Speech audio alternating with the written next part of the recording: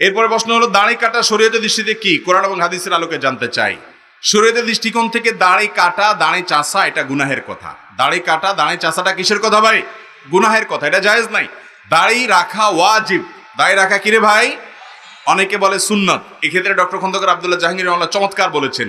তিনি বলেছেন আমাদের নবীজি দাড়ি রেখেছেন, সেই হিসাবে উনি যা করেন সেটা সুন্নত, সেই হিসাবে এটা সুন্নত। কিন্তু উনি দায় রাখার নির্দেশ করেছেন, সেজন্য তার নির্দেশ মানা ওয়াজিব।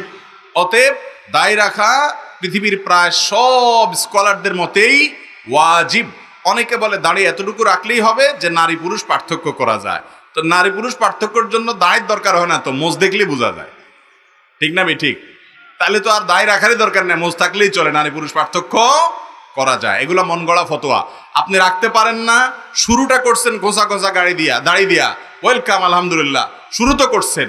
তাকে আপনারা অভিবাদন জানান, তাকে আপনারা কটু কথা বলেন না, আস্তে আস্তে তিনি পুরোটা রাখবেন।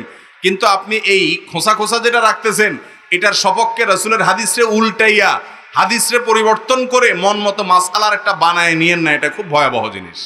কথা কি বুঝাতে পারছি?